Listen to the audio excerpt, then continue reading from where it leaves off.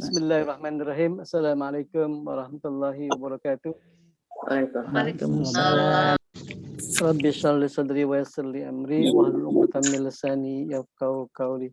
Bapak Ibu sekalian, alhamdulillah di siang ini kita bisa bermuajahah kembali pada materi studi naskah ulumul Quran yang insya Allah kita akan melanjutkan diskusi yang kemarin kita sudah diskusikan pemahaman kita tentang dari awal. Enggak, baru.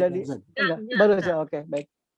Jadi di pekan lalu kita sudah diskusikan tentang al-wahyu. Definisi wahyu, apa sih wahyu itu? Lalu kita sudah definisikan bagaimana pemaknaan wahyu dalam Al-Qur'an. Apakah wahyu dalam Al-Quran hanya sebatas penjelasan kepada Rasul, ya kan, min anbiya'illah, atau ada pemaknaan lain? Kemarin kita sudah jelaskan, bisa jelas. Ya. Jelas dari sini jelas. Lagi di perjalanan itu. Suaranya kok. Yang lain jelas Bu ya? Jelas. Bapak Ibu. Baik. Jelas. Baik. Saya kembali menjelaskan kembali bahwa wahyu ketika kita baca dalam Al-Quran tidak hanya kepada anbiya'illah, akan tetapi wahyu juga bisa memaknai bahwa insting yang diberikan oleh Allah Subhanahu wa taala kepada hewan. Nah, diberikan kepada para anbiya, kepada rasul, berarti dia berupa mukjizat. Sesuatu yang memang diposisikan sebagai apa? Sebagai mukjizat oleh Allah Subhanahu wa taala. Sehingga apa? Pertama, ketika wahyu kepada rasul, contoh Al-Qur'an. Al-Qur'an hadir sebagai mukjizatnya Rasulullah SAW. Ya, sebagai apa? Sebagai tantangan kepada apa? Kepada orang-orang yang memang tidak mengakui kenabian dan kerasulan Nabi Muhammad SAW. Artinya apa? Itulah wahyu Al-Quran. Contoh dari untuk Nabi Muhammad. Nah, sekarang ma'unah. Ma'unah ini bagaimana? Apakah setiap orang misalnya bisa dapat ma'unah dari Allah Subhanahu wa taala? Ma'unah sebagai pertolongan. Bisa jadi kita tidak bisa berpikir bahwa itu adalah pertolongan Allah. Contoh, ketika kita terlepas dari bahaya misalnya. Bisa jadi semua hancur misalnya, tapi kita selamat. Maka kita yakini itulah ma'unah dari Allah Subhanahu wa taala, pertolongan dari Allah Subhanahu wa taala. Nah, aspeknya apa? Aspeknya adalah bahwa Allah memberikan keselamatan bagi kita tanpa kita sadari. Nah, kalau kita identifikasi karomah, yang menjadi pertanyaan, ada nggak sih karomah? Nah, karomah yang di apa? Yang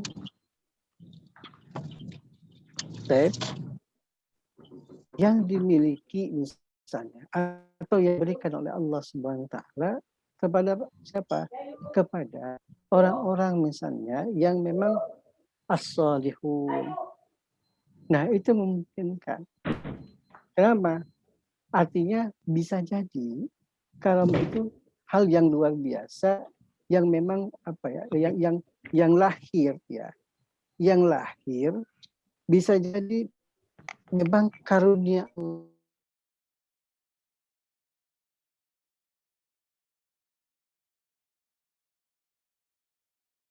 kami berbicara ma'unah, berbicara karomah, kita identifikasi dulu nih.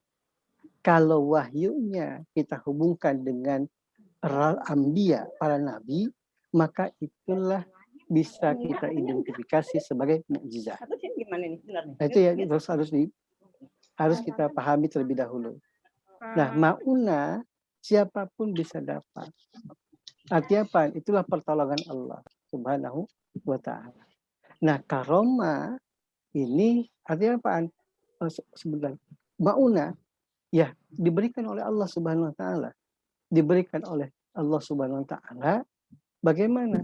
Ya atas kehendak Allah Subhanahu wa taala. Bisa jadi maunah dan karamah atas apa? Kesalehan kedekatan hamba kepada Allah Subhanahu wa taala.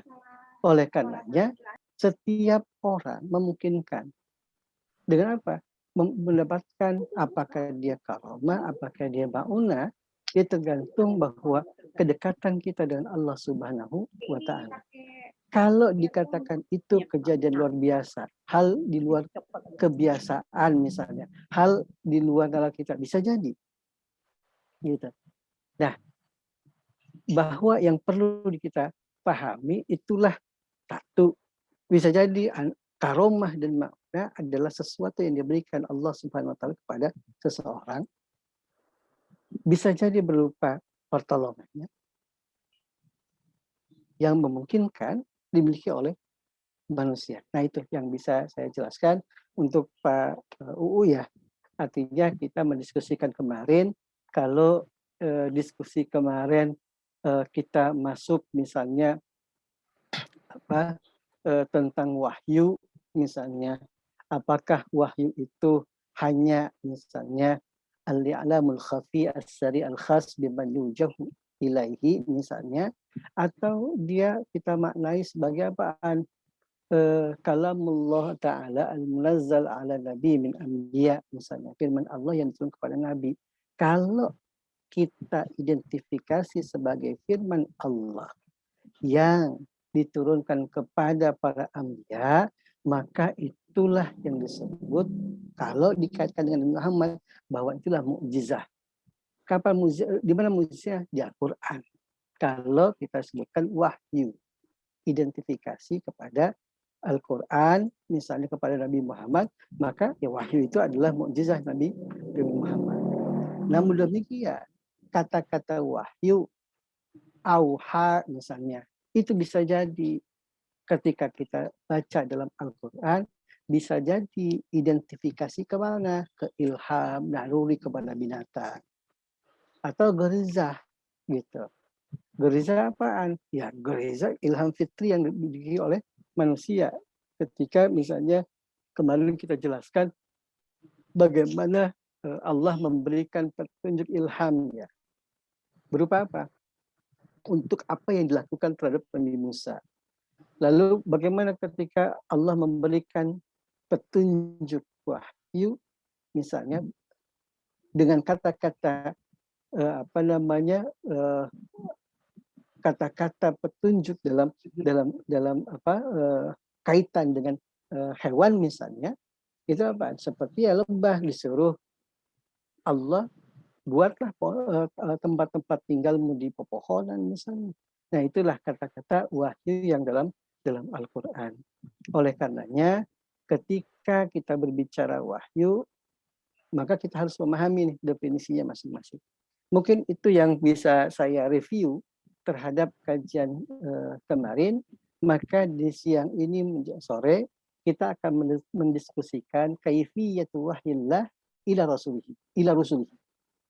Bagaimana cara Allah memberikan wahyu itu kepada Rasul. Nah, ini kita berbicara wahyu Rasul. Ya, tentang wahyu kepada Rasul. Jadi kalau kemarin termnya adalah satu, betul wahyu berkaitan kepada Rasul, lalu kita baca term wahyu dalam bentuk-bentuk yang lain, maka saat ini kita akan mendiskusikan bagaimana wahyunya Allah, ya. Berarti kalamullah nih. Ya. Kalau identifikasi wahyu kalamullah kepada anbiya, berarti ini bisa jadi kalau kita dekatkan kepada Nabi Muhammad, maka kita identifikasi Al-Quran sebagai wahyu Allah, kalamullah, maka disitulah mukjizah. Nah, kemarin sudah kita bagi, insya Allah hari ini ada Bu Rian ya? Iya Pak Ustadz. Bu Haryanti, Bu Hajati Baroya, Bu Ismiari, dia. Ya.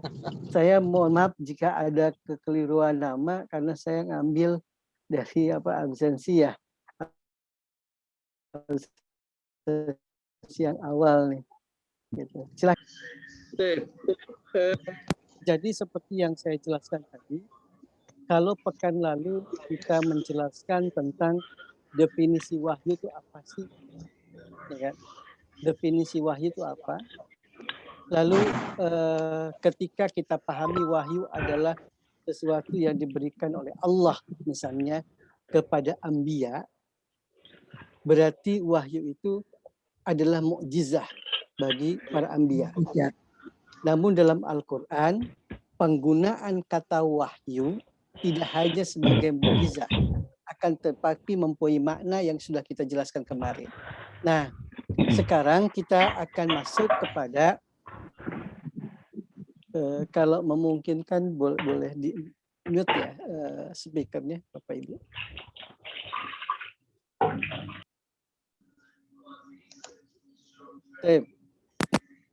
Kalau kita bisa masuk di kajian sore ini adalah kita akan mendiskusikan tentang apa? Tentang wahyunya Allah Subhanahu wa taala yang diberikan kepada para anbiya, kepada para rasul. Kaifiyatu wahyillah ila rusulihi. Bagaimana sih caranya?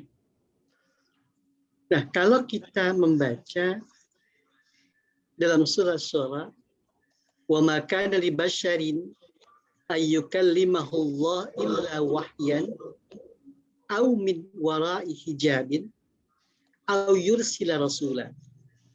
Nah, maka kita dapat mengidentifikasi di sini bahwa kalamullah ila rasul. Oke, firman Allah kepada Rasul dalam prosesi pemberian wahyu bisa jadi, tadi saya katakan, bisa jadi lewat mimpi, bisa jadi non mimpi. Maka kita bisa bedakan dua di sini. Kalau disebutkan di sini adalah apa? Biwasitati Jibril. Yang kedua, la wasitah. Artinya apa? Yang satu dengan perantara, yang satu tidak berantara. Di pertemuan pembahasan tentang Al-Quran, saya sudah jelaskan bahwa bagaimana sih cara Nabi, kita khususnya kepada Nabi Muhammad, menerima wahyu Allah Subhanahu wa Ta'ala. Maka ada dua tipe penerimaan. Pertama, menerima langsung. Artinya dia langsung tanpa perantara. Yang kedua, menerima wahyu dengan perantara malaikat. Clear Bu ya? Jadi ketika kita berbicara wahyu, saya masuk dulu kepada gambar biar agar kita bisa memahami.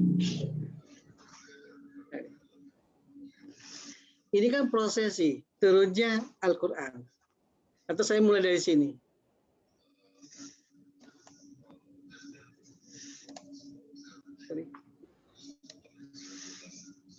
Oke. Lauhul Mahfud, Baitul Izzah, lalu Nabi Muhammad, sahabat. Nah, prosesi Al-Quran turun atau wahyu Al-Quran diberikan kepada Nabi Muhammad. Itu kalau kita membaca diskusi hari ini adalah ada dua cara. Pertama adalah langsung Allah berikan kepada Rasulullah berupa wahyunya, atau biwasilah, atau yang satu adalah dengan wasilah malaikat. Kita bahas satu persatu, melihat gambar seperti ini ya. Kita bahas. Yang pertama apa? Yang pertama adalah ar-ru'ya as-sadiqah. Kalau di sini dijelaskan bahwa ar-ru'ya as-salihah fil manam. Ada menggunakan as-salihah, ada yang mengatakan as-sadiqah. Tapi itu sama, artinya apa? Mimpi yang benar. Berarti bahwa wahyu Allah Subhanahu wa taala kepada Rasul tanpa perantara malaikat itu didapatkan, di antaranya adalah pertama apa? Pertama mendapatkan dari mimpi yang benar. Artinya apa? Disampaikan langsung kepada para nabi tanpa perantara malaikat. Itu yang kita diskusikan kemarin, kita jelaskan bagaimana Nabi Ibrahim alaihi salam itu diperintahkan untuk menyembelih putranya Ismail. Maka dalam ayat 101 misalnya, fabasyarnahu bighulamin halim falamma balagha ma'ahu sa'ya qala ya bunayya inni ara fil manam. Kata-kata inni ara fil manam itulah yang disebut sebagai apa? Ar-ru'ya as-sadiqah atau ar-ru'ya as-salihah. Yang diterima oleh siapa? Oleh Nabi Ibrahim untuk menyembelih putranya. Itu kaitan ketika Nabi Ibrahim menerima wahyu dari Allah Subhanahu wa taala. Lalu bagaimana dengan Nabi Muhammad? Maka di sini jelaskan ketika berbicara Nabi Muhammad, riwayat Aisyah yang menjelaskan bahwa Nabi Aisyah menjelaskan sesungguhnya apa yang mula-mula terjadi pada Rasul adalah mimpi yang benar di waktu tidur. Beliau tidaklah melihat mimpi kecuali mimpi itu datang bagaikan terangnya di waktu pagi hari. Artinya apa? Kalau kita baca histori tentang bagaimana Nabi Muhammad SAW menerima wahyu dari Allah Subhanahu wa taala, beliau menggigil. Kenapa? Ada sesuatu yang dia mimpikan seperti jelas sekali, sehingga apa? Nabi Muhammad seperti ketakutan ketika menerima wahyu pertama kali, sehingga apa? Sehingga merasa ketakutan, lalu menggigil, dan dari situlah Nabi seakan apa? Ada getaran, ada dorongan untuk apa? I'tizal, untuk mengasihkan diri, lalu dia tafakkur di Gua Hiro, berdiam diri di Gua Hiro. Nah, inilah yang kita pahami bahwa wahyunya Allah Subhanahu wa taala kepada Rasul itu memungkinkan dan memang terjadi, diberikan oleh Allah Subhanahu wa taala secara langsung kepada para rasul melalui mimpi. Oke. Jadi yang pertama caranya adalah langsung dari Allah Subhanahu wa taala melalui apa? Mimpi yang benar, ar-ru'yah as-sadiqah atau ar-ru'yah as-salihah. Clear Bapak Ibu sekalian? Jadi ketika kita memahami tentang wahyunya Allah Subhanahu wa taala kepada Rasul, bagaimana sih caranya? Maka judul yang kita diskusikan adalah kaifiyatu wahyillah ila rusuli. Bagaimana wahyunya Allah Subhanahu wa taala diberikan kepada Rasulnya. Yang pertama adalah diberikan langsung melalui apa? Melalui mimpi. Hal ini bisa dilihat dari kisahnya Nabi Ibrahim alaihissalam tentang perintahnya Allah Subhanahu wa taala untuk menyembelih Ismail, putranya yaitu Ismail alaihissalam. Yang kedua, bagaimana prosesi Nabi ketika menerima ayat pertama, Iqra misalnya. Tapi kan diawali dengan apa? Prosesi Nabi memimpi sesuatu. Ini yang kita dapat dari riwayat Aisyah dalam Sahih Bukhari dan Muslim tentang apa? Tentang bagaimana Nabi menerima wahyu adalah ketika beliau benar-benar ketika tidur memimpi dan tidak bisa melihat mimpi kecuali mimpinya itu bagaikan apa? Terang, artinya jelas sekali. Jadi telah sekali. Bapak Ibu, kita pending 15 menit ya. Ini baru mulai. Karena saya Iya, terlambat. Pak. Selamat. Ustaz. Salam. Pak Ustadz. Pak Ustadz nggak ngantuk ya habis vaksin? Makanya tadi saya berhenti berkali-kali pun. Saya karena ada share screen ya, jadi seperti terputus tape. Jadi Bapak Ibu sekalian, yang kita diskusikan di sore ini adalah bagaimana cara Allah memberikan wahyu kepada Rasul. Oke, kepada para Rasul. Jadi kalau kemarin kita mendiskusikan tentang wahyu itu apa, lalu wahyu itu apa, lalu apakah wahyu itu diidentifikasi sebagai kalamullah ila rusulihi, atau ada pemaknaan wahyu. Ternyata dalam Al-Quran kita dapat memaknai, ternyata bukan hanya ke Rasul, tapi juga petunjuk Allah kepada binatang misalnya. Itu menggunakan kata-kata wahyu. Nah, sore ini seperti yang tadi kita sudah jelaskan, adalah bagaimana wahyunya Allah Subhanahu wa Ta'ala kepada Rasulnya. Maka ada dua tipikal pengiriman wahyu. Atau terjadi komunikasi itu ada dua tipikal. Satu langsung dari Allah kepada Rasul. Yang kedua tidak langsung kepada Rasul, akan tetapi dengan perantara. Bahasa sederhananya, dua macam wahyu itu sampai kepada Rasul. Satu langsung, yang kedua adalah perantara. Nah, bagaimana yang langsung? Apakah seperti kita, misalnya saya ke Pak Tarjani WA misalnya, langsung sending misalnya. Nah, bagaimana wahyu Allah itu langsung ke Rasul? Satu, para Rasul menerima wahyu itu melalui apa? Mimpi as-sadiqah ataupun as-salihah. Melalui mimpi yang benar-benar mimpi. Hal ini yang bisa kita baca dari beberapa ayat Al-Quran. Apa?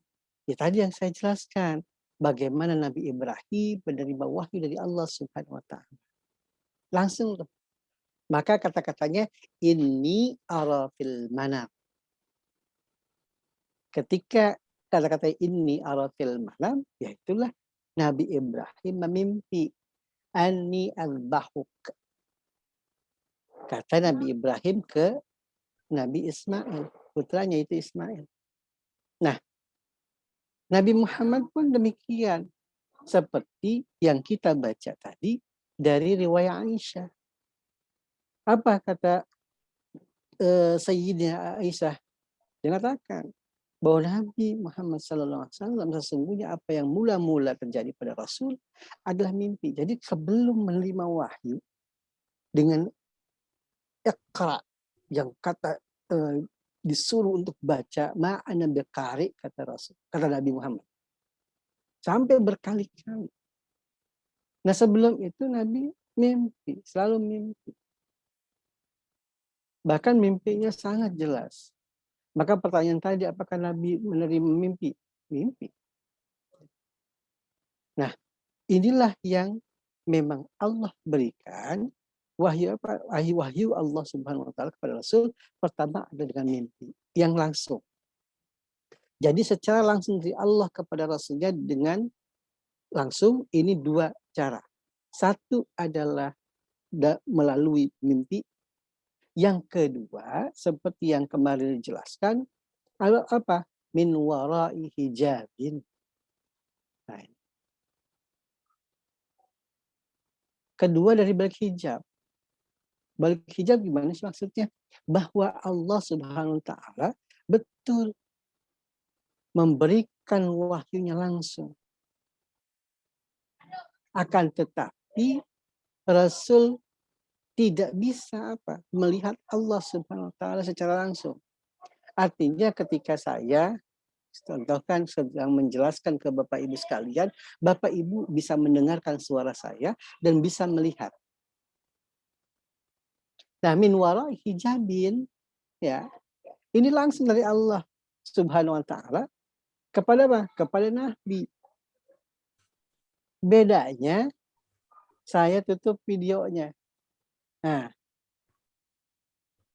Bapak Ibu hanya mendengarkan suara saya tanpa bisa melihat wajah. Itulah min wara hijab, Allah Subhanahu wa taala dapat didengar kalamnya oleh para anbiya yang menerima wahyu Allah Subhanahu wa taala tanpa bisa melihat Allah Subhanahu wa taala.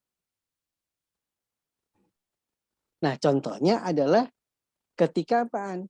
Di surat 143 ini, surah Al-A'raf. Nah, itu kan tentang apaan?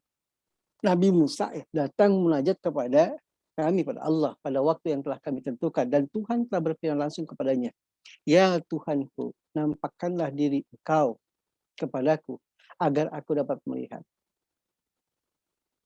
Nah, ini kan apa yang ini? Walamma ja'a Musa limiqatina wa kallamahu rabbuhu qala rabbi arini anzur ilaika qala lan tarani walakin anzur ilal jabal fa in istaqarra makanahu fasawfa tarani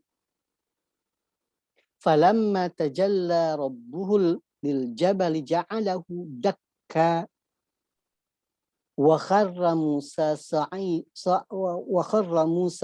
sa'iqa falamma afaqa qala subhanaka tubtu ilaiku ana awwalul mu'minin.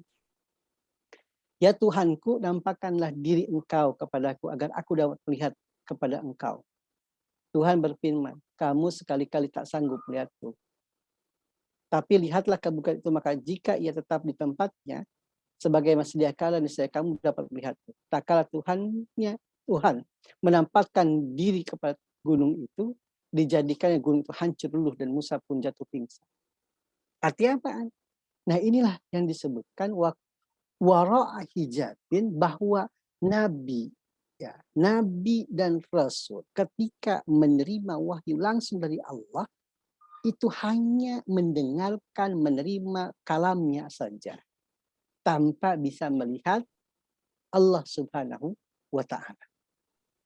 Nah, ini adalah bentuk bagaimana Allah Subhanahu wa taala memberikan wahyu kepada anbiya, kepada rasul, langsung diberikan tanpa perantara. Yang dilakukan melalui mimpi. Yang kedua adalah min wara'i hijabin, bahwa hanya dapat diterima mendengar firman-Nya tanpa melihat Allah Subhanahu wa taala. Nah, ini tipikal pertama dari proses penurunan wahyu kepada Nabi. Mohon maaf Bapak Ibu, jelas apa terputus-putus? Jelas ya? Karena jelas, saya seperti terputus-putus ya. Jadi tipikal pertama adalah menerima langsung melalui mimpi atau min wara hijabin, dari balik hijab. Artinya apa? Hanya kalam Allahnya saja yang diterima, yang didengar oleh Nabi dan Rasul tanpa melihat Allah Subhanahu wa taala. Nah, yang kedua, tipikalnya apa? Melalui perantara malaikat. Oke, melalui perantara malaikat. Bentar. Oke. Oke, melalui perantara malaikat. Nah, ini kalau kecil ya saya. Apa? Yang pertama, bahwa yang kita bisa pahami, oh ini ada salah satu Bapak Ibu atau ini yang sinyalnya mungkin putus-putus ya. Tapi yang pertama, apaan? Kalau tadi Allah sendiri min wara hijabin dengan ar-ru'ya as-sadiqah as-salihah, itu adalah prosesi langsung wahyu dari Allah kepada kepada Nabi dan Rasul, maka tipikal kedua ada perantara. Siapa perantaranya? Malaikat, yaitu malaikat Jibril. Nah, bentuknya macam-macam Bapak Ibu sekalian. Satu, ketika datangnya wahyu kepada Nabi Muhammad, contohnya malaikat Jibril datang, ya, datang kepada Nabi Muhammad seperti apa? Suara dencingan lonceng. Dalam historis, dalam ceritanya, ketika Nabi menerima wahyu dengan tipikal seperti ini, dengan perantara malaikat, dengan suasana seperti gemerincing lonceng, ini yang dianggap sebagai penerimaan wahyu paling berat. Artinya kok paling berat? Ibarat kata kita dengan kuping terbuka, lalu ada suara yang mendengung saja depan kuping kita, berat sekali, sakit sekali. Nah, apalagi ketika wahyu. Wahyunya Allah Subhanahu wa taala, kita masuk wahyunya langsung ke Al-Qur'an saja. Ya, Al-Qur'an. Bapak Ibu sekalian, Al-Qur'an itu diturunkan tadrijian. Ya, tadrijian, biar kita bisa memahami secara utuh ya. Nah, oke. Lihat. Lauhul Mahfuz. Ada Baitul Azzah. Ada Nabi Muhammad sallallahu alaihi wasallam. Jadi Allah kirimkan firman-Nya yaitu Al-Qur'an ke Lauhul Mahfuz, dari Lauhul Mahfuz ke Baitul Azzah itu langsung. Artinya apa? Ketika kita pahami Lauhul Mahfuz itu langit keberapa sih? Lalu Baitul Azzah. Ada Baitul Azzah, ada Baitul Ma'mur misalnya. Nah, ketika disebutkan oleh Nabi sallallahu alaihi wasallam misalnya Al-Baitul Ma'mur fis sama'i sabi'ah. Berarti Al-Baitul Ma'mur itu langit ke-7. Yadkhulu kulla yaumin sab'una alf malakin. Thumma la ya'udu ilaih. Dalam hadis riwayat Ahmad ini penjelaskan Al-Baitul Ma'mur misalnya fis sama'i sabi'ah. Baitul Ma'mur itu ada di langit ke-7. Setiap hari dimasuki 70.000 malaikat dan mereka tidak kembali lagi. Nah, ini yang untuk mengidentifikasi Baitul Ma'mur. Lalu kalau kita mengidentifikasi Baitul Izzah, di mana Baitul Izzah?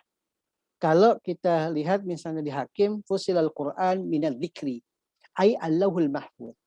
Al-Quran dipisahkan dari Al-Zikr atau Lauhul Mahfuz. Diletakkan di Baitul Izzah di langit dunia. Fawudhi'a fi Baitul Izzah minas sama'id dunya. Berarti apa? Baitul Izzah ini langitnya dunia. Nah, kita di mana tuh? Ya, sudahlah itu Baitul Izzah misalnya kan. Nah, prosesi yang kita pahami di sini firman Allah diturunkan semuanya ke Baitul Izzah. Dari Baitul Izzah maka berangsur-angsur diberikan kepada Nabi Muhammad. Kita langsung ya memahami wahyu kepada apa? Identifikasi ke Al-Qur'an. Berarti kita pahami ayat-ayat Al-Qur'an itu diberikan kepada Nabi Muhammad secara berangsur-angsur. Nah, caranya gimana? Kalau tadi kita diskusikan atau kita bahas adalah langsung oleh Allah Subhanahu wa taala. Nah, sekarang dengan apa? Perantara. Perantaranya siapa? Malaikat. Bagaimana caranya? Yang pertama, malaikat datang dengan apaan? Simbol gemelincing lonceng. Jadi begitu suasananya ya kita bisa merasakan lah bagaimana gemering lonceng gitu kan, itu memengatkan telinga, sehingga apa? Menurut histori para pakar sejarah, itulah yang paling berat ketika Nabi menerima ayat itu dengan bentuk perantara malaikat dengan gemering lonceng. Nah, itu yang pertama. Yang kedua, malaikat berwujud sebagai manusia. Jadi berwujud bermanusia. Nah, ketika berwujud manusia, Bapak Ibu sekalian mungkin masih ingat hadis tentang mal iman, mal Islam, apa itu rukun iman, apa itu rukun Islam, apa itu ihsan. Nah, itu kan di dalam apa? Dalam riwayah, dalam hadis dijelaskan. Saya cari dulu sebentar di apa di Syamilah ya sebentar hadisnya yang mengidentifikasi misalnya mal iman misalnya. Sebentar.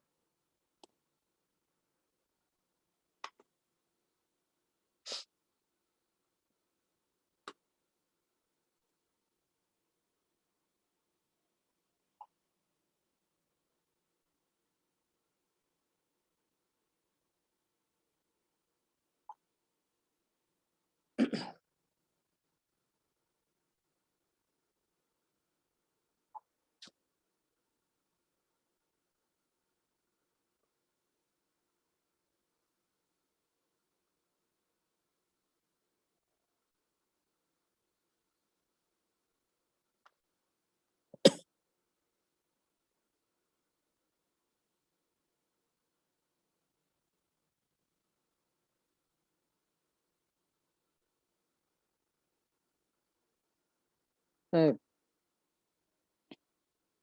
Jadi ketika apa hadis misalnya tentang iman itu kan malaikat Jibril mengubah bentuk wujudnya dengan apa? Dengan sosok laki-laki, bayadus siab, dengan pakaian sebab putih.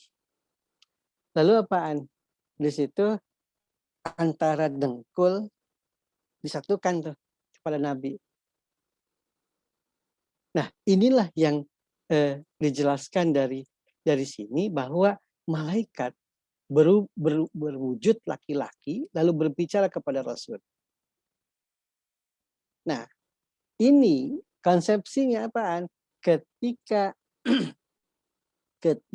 Nabi menerima wahyu, yang pertama adalah bahwa gemerincing lonceng, yang kedua malaikat berubah wujud menjadi apa? Menjadi seorang laki-laki, ya kan?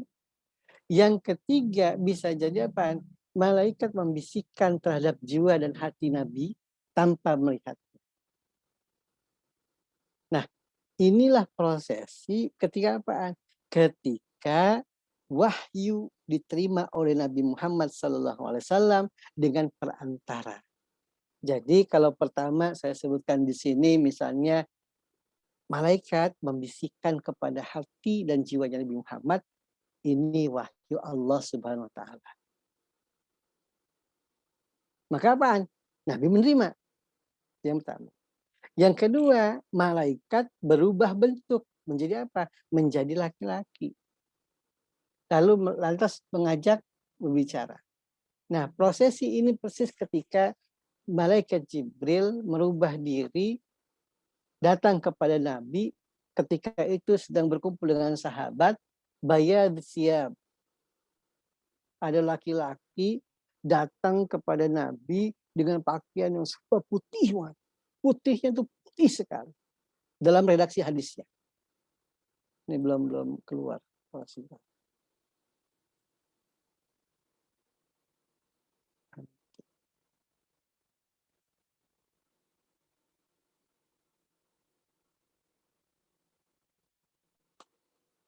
Jadi datang ketika itu digambarkan dalam hadis tersebut itu betapa laki-laki tersebut. Nah ini dia hadisnya. Saya bacakan Bapak Ibu sekalian.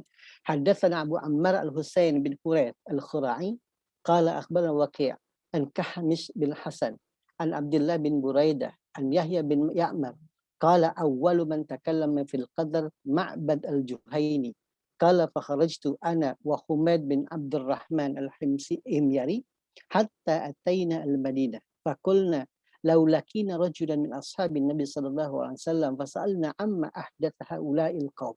Ini panjang sekali, ya. Tapi saya akan potong. Kunna indah.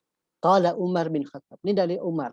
Umar berkata, kunna inda Rasulillah sallallahu alaihi wasallam faja'a rajulun syadidu bayadis thiyab. Dijelaskan datang bahwa Rasul itu lagi bersama sahabat, lagi duduk-duduk lah di masjid. Datang tuh laki-laki dengan pakaian yang putih sekali. Jadi saking putihnya itu seperti syadid. Di sini kata-katanya apa? Syadidu bayadis thiyab. Artinya apaan? Sering banget dah tuh baju. Syadidus sawadi sya'ar. Apa ini? Rambutnya itu betul-betul hitam kelam. Jadi kalau kita identifikasi itu orang yang datang itu bajunya putih banget, pokoknya putih itu sampai silau gitu kita melihatnya. Dan rambutnya hitam. Itu datang. Lalu nanyakan, ya Muhammad. Sebelumnya fa'al zakaru batahu birukbati. Jadi istilahnya nih Nabi duduk lagi sila lah, contohnya sila. Itu laki-laki itu datang menghadap Nabi sampai apa? Dengkulnya Nabi sama dengkul tuh laki-laki yang itu malaikat yang menyerupai laki-laki itu nyatu. Itu saking dekatnya. Jadi antara dengkul itu seperti ini. Nyatu gitu. Dengkulnya Nabi enggak duduk dan berhadapan sampai menyatu antara dengkul. Jadi dengkulnya malaikat yang yang menyerupai laki-laki dengan dengkulnya Nabi itu bersatu. Saking dekatnya. Lututnya, dengkul ya, dengkulnya. Iya. Lalu apaan? Mal iman. Ya Muhammad. Mal iman. Ya Muhammad, apa sih iman? Dijawab, antu minabillah wa malaikatih wa kutubihi wa rusulih wal yaumil akhir wal qadr khairihi wa syarihi. Lalu ditanya lagi itu sama laki-laki yang tadi, mal Islam. Dijawab lagi. Lalu tanya lagi sama laki-laki itu, mal ihsan. Anta budallah ka'annaka tarah. Sampai jawab lagi. Dijawab lagi kan. Lalu tanya, pamatas sa'ah. Kata tuh laki-laki. Bal mas'ul anha bi'a'lami minasail. Minasail kata Nabi. Kagak ada yang tahu melebihi yang ditanya kata Nabi. Nah setelah itu maka Nabi apa? Qala Umar berkata nih. Falakiya di Nabi sallallahu alaihi wasallam ba'da dzalik bi thalathin. Faqal ya Umar hal tadri manisail. Setelah selesai komunikasi dengan laki-laki tadi yang berbaju putih dengan Nabi, lalu Umar ditanya oleh Nabi, ya Umar, hal tadri minasail, ente tahu nggak siapa yang nanya tadi? Katanya. Kata Nabi itu ke siapa? Ke Umar. Nabi langsung menjelaskan, dzalika Jibril. Atakum yu'allimukum amrodinikum. Jibril datang kepadamu untuk mengajarkan sesuatu tentang agamamu. Nah, ini dalil yang mengatakan bahwa Jibril datang memberikan wahyu kepada Nabi Muhammad Sallallahu Alaihi Wasallam dengan apa? Dengan menyerupai laki-laki. Oke, jadi prosesi perantara wahyu diberikan kepada Nabi Muhammad melalui Jibril. Bisa jadi Jibril tidak menampakkan dirinya, akan tetapi langsung memasukkan wahyunya kepada hati Nabi Muhammad sehingga Nabi Muhammad yakin, oh ini wahyu. Yang kedua adalah malaikat Jibril ternyata merubah wujudnya menjadi laki-laki. Yang ketiga, malaikat Jibril datang tanpa menghadirkan wujudnya, akan tetapi menghadirkan gemerincing bunyi yang sangat sadid, yang sangat yang sangat pengat di kuping. Dan itu menurut bacaan itulah yang paling dahsyat ya ketika Nabi menerima wahyu dari Allah Subhanahu wa taala. Nah, yang keempat bisa jadi malaikat dalam bentuk aslinya yang dilihat langsung oleh beliau. Lalu diwahyukan. Oke. Nah, yang kelima Ini tentang Isra Mi'raj. Maka langsung diwahyukan pada malam Isra Mi'raj tersebut. Lalu yang ketujuh, di mana perantara malaikat sebenarnya Allah berbicara dengan Musa, artinya apa? Langsung. Nah, ini yang tadi sudah dijelaskan. Nah, Bapak Ibu sekalian, kita fokus ketiga hal ini, bahwa wahyu yang diterima oleh Nabi Muhammad SAW memang bisa saja diterima langsung dari Allah kepada Nabi Muhammad melalui apa?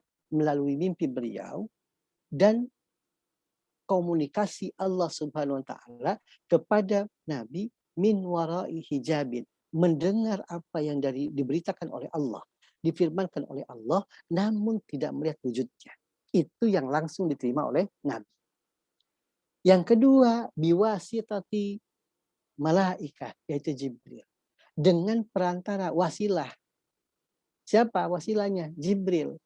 Maka ketika Jibril menerima wahyu dari Allah, lalu Jibril menyampaikan kepada Nabi Muhammad, bisa jadi Jibril tidak menampakkan dirinya, akan tetapi langsung mengendapkan dalam hati Nabi Muhammad, ini adalah, atau membisikkan, ini adalah wahyu Allah Subhanahu wa taala. Yang kedua, bisa jadi Jibril merubah dirinya, menampakkan dirinya sebagai apa? Wujud laki-laki, seperti hadis yang saya bacakan tadi. Yang ketiga, Jibril tidak menampakkan dirinya. Akan tetapi simbol suasana bahwa Jibril memberikan wahyu kepada Nabi Muhammad dengan keadaan misal geberincing lonceng, itulah tanda-tandanya Nabi Muhammad SAW menerima wahyu. Nah, pertanyaannya, Nabi Muhammad menerima wahyu kan tadrijian, ayat per ayat, bukan segepokan. Misalnya ini Al-Quran jadi 30 juz. Bukan langsung diturunkan, enggak. Nabi Muhammad menerima wahyu itu apaan? Secara berangsur-angsur. Maka bagan saya ngambil dari Publika ini, bisa Bapak Ibu lihat berapa lama sih rentang waktunya. Ini ijtihad ulama. Bahwa ada yang mengatakan 18 tahun. Ada yang mengatakan 20 tahun. Ada yang mengatakan 23 tahun. Ada yang mengatakan 25 tahun. Tentunya ini mempunyai argumentasi masing-masing. Kenapa? Karena apa? Yang kita pahami bahwa Al-Quran itu diturunkan tadrijian. Apa artinya? Apa? Berangsur-angsur. Maka ketika Nabi Muhammad SAW menerima wahyu, maka Nabi langsung tuh. Nabi Muhammad ketika menerima wahyu langsung disampaikan kepada sahabat. Ini wahyu dari Allah, catat. Ini wahyu Allah, catat. Nah, inilah prosesi bagaimana Al-Quran diterima oleh Nabi Muhammad SAW, lalu dicatat oleh para sahabat dan dibukukan secara massal pada zaman Utsman bin Affan, dan kita baca sama. Nah, ini yang pembahasan kemarin kita bahas antara al-farqu bainal hadis bainal Qur'an wal hadis. Kita kemarin sudah menjelaskan, mendiskusikan apa sih perbedaan dari hadis dan Al-Qur'an dan hadis. Salah satunya adalah bahwa hadis belum tentu mutawatir. Atau dalam bahasanya tidak semua mutawatir. Kalau Al-Qur'an semua mutawatir. Kalau mutawatir berarti semuanya sahih. Kenapa? Didukung dalam prosesi pencatatan ayat Quran. Maka pencatatannya seperti ini. Nabi diberikan wahyu melalui siapa? Malaikat Jibril ataupun langsung. Maka ketika Nabi mendapatkan wahyu Al-Quran, maka disuruhlah para sahabat untuk apa? Untuk mencatat. Nah, inilah prosesi di mana ayat Al-Quran itu diterima oleh Nabi Muhammad Sallallahu Alaihi Wasallam dari Allah, baik langsung ataupun tidak langsung. Dari mana dalilnya? Dalam Sunan Tirmidzi dijelaskan, haddatsana Muhammad bin Bashar qala haddatsana Wahab bin Jarir qala haddatsana Abi qala sami'tu Yahya bin Ayyub yuhadditsu an Yazid bin Abi Habib an Abdurrahman bin Syamamah an Zaid bin Thabit qala kunna inda Rasulillah sallallahu alaihi wasallam nu'allif al-Qur'ani minar raqa, katanya. Itu disebutkan tuh. Kami mengumpulkan, di mana ngumpulin? Kalau dari hadis yang panjangnya disebutin para sahabat itu menulis di mana? Riqa itu lempengan ya. Lalu ditulis juga di aktaf, tulang binatang, pelepah kurma, batu tipis, dan di mana? Di dapnya. Kalau dalam bahasa Arab ada fis sudur, dalam dada, yaitu hafalan. Maka dalam teori tulis menulis pada zaman Rasul ada dua hal. Tulis menulis secara kasat mata bisa dilihat lewat tulisan, lalu tanpa dilihat secara kasat mata yaitu lewat hafalan. Nah, inilah Bapak Ibu sekalian prosesi bagaimana wahyu ya dari Allah Subhanahu wa taala itu diterima oleh Nabi Muhammad SAW. Artinya kesimpulannya bisa jadi wahyu yang diterima oleh Nabi Muhammad SAW itu dengan dua cara. Yang pertama langsung dari Allah Subhanahu wa taala dengan berupa apa? Berupa ar-ru'ya as-shadiqah atau ar-ru'ya as-salihah, artinya mimpi yang benar. Yang kedua adalah melalui apa? Melalui min wara'i hijabin. Nabi mendengar perkataan Allah, firman Allah tanpa melihat Allah. Bentuk kedua dalam penerimaan wahyu bisa jadi ada perantara. Siapa? Malaikat. Maka malaikat yang menjadi perantara wahyu itu adalah siapa? Adalah malaikat Jibril. Jibril hadir bisa jadi Jibril tidak menampakkan dirinya, tapi mengendapkan dalam hati Nabi dengan seluruh keyakinannya ini wahyu Allah Subhanahu wa taala. Yang kedua, Jibril seperti dalam riwayat hadis menampakkan dirinya kepada Nabi sebagai apa? Sebagai laki-laki yang datang menjelaskan wahyu Allah Subhanahu wa taala. Yang ketiga, bisa jadi Jibril tidak menampakkan dirinya, akan tapi simbol keadaan seperti gemelonceng-lonceng, itulah sebagai tanda bahwa Nabi mendapatkan wahyu Allah Subhanahu wa taala. Nah, pembahasan terakhir yang tadi jawabkan, kenapa sih banyak yang tidak percaya kepada Nabi Muhammad? Artinya kenapa yang tidak banyak yang tidak percaya bahwa Al-Quran adalah wahyunya Allah, artinya firman Allah, kalamullah. Yang tidak percaya, karena apa? Menganggap apaan? Nabi itu ummiyu, maka tidak mungkin. Ummiyu itu di situ, ummiyu kan? Ummiyun. Ummiyun itu, Nabi itu nggak bisa baca, nggak bisa tulis. Maka ketika suruh baca, Iqra ma'an nabi qari. Maka kaum orientalis berpikiran bagaimana Al-Quran itu hadir sebagai kalamullah. Paling karangan Nabi Muhammad, kan lucu.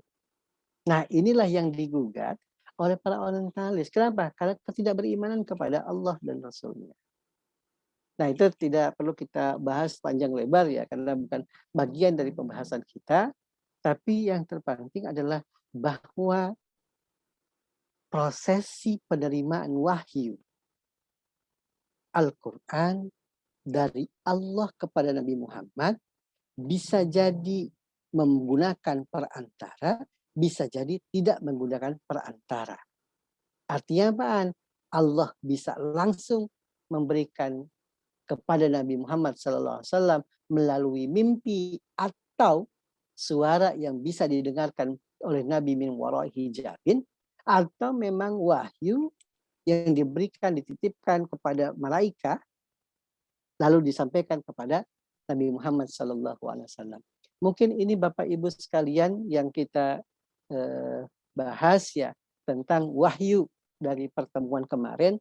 dan saya melihat bahwa silabus wahyu ini terlalu banyak ya, sampai 3 kali pertemuan, dan insya Allah ini sudah tuntas pembahasan wahyu, baik itu secara definisi, wahyu dalam penggunaan Al-Quran, wahyu dan identifikasi penerimaan wahyunya Nabi Muhammad dari Allah Subhanahu wa Ta'ala.